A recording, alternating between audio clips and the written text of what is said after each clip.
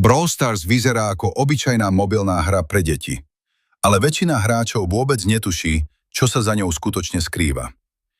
Keď si prvýkrát zapneš Brawl Stars, všetko pôsobí jednoducho. Farebné postavy, krátke zápasy, rýchla akcia a chaos. Vyberieš brawlera, ideš do hry a za pár minút je koniec. Ale čím dlhšie hráš, tým viac si začneš uvedomovať jednu zvláštnu vec. Tá hra je vytvorená tak, aby si sa stále vracal. A nie, to nie je náhoda. Brawl Stars nie je len hra. Je to psychologický systém postavený na dopamíne, emóciách a pocite progresu. Každý zvuk, každá animácia, každá odmena a dokonca aj farby v hre sú navrhnuté tak, aby tvoj mozog dostával malé dávky uspokojenia. Preto si veľa hráčov povie, dám ešte jednu hru a zrazu prešla hodina. Najzaujímavejšie je, že Supercell toto robí lepšie, než skoro ktokoľvek iný na mobile. Firma, ktorá vytvorila Clash of Clans alebo Clash Royale, presne chápe jednu vec.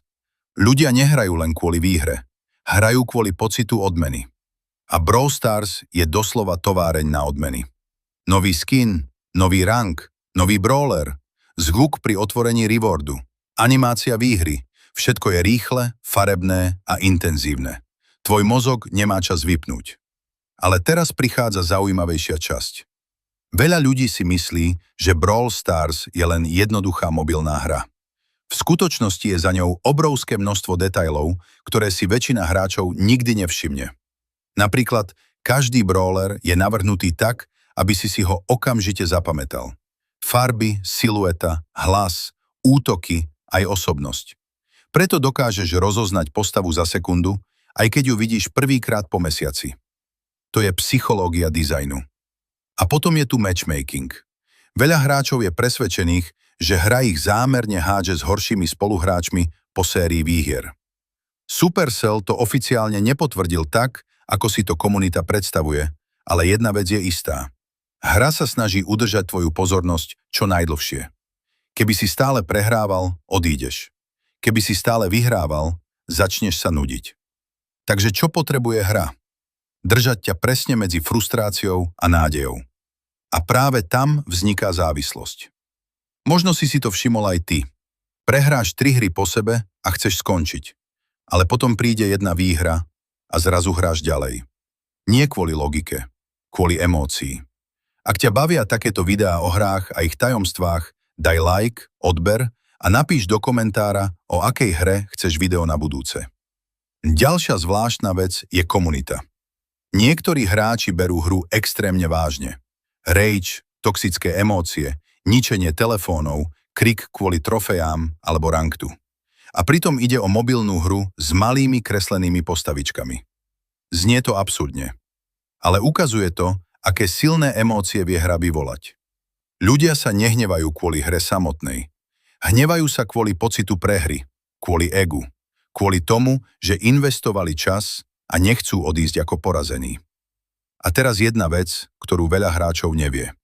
Brawl Stars bol počas vývoja skoro zrušený.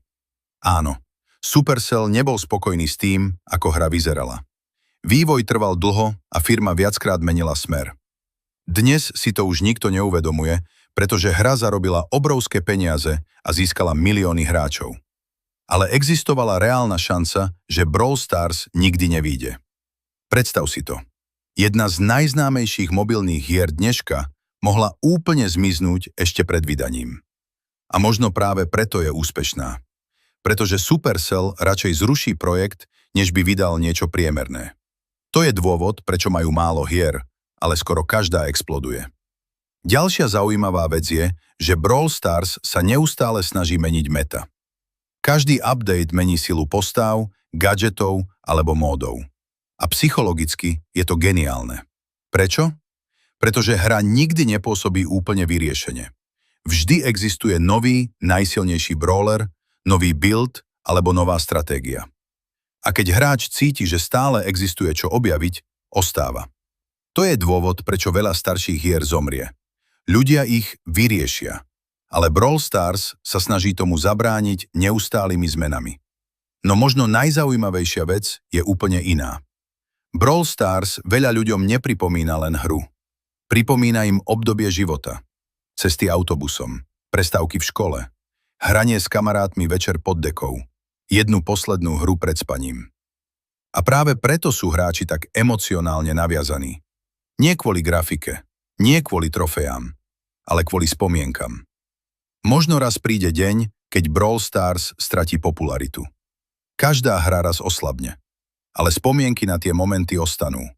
Na klač výhru s 1 HP, na legendárny unlock, na rage po prehre, na ten pocit, keď si konečne získal brawlera, ktorého chcel každý.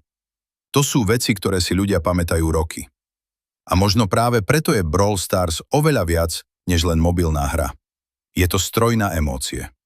A to je dôvod, prečo ho milióny hráčov stále nedokážu vypnúť.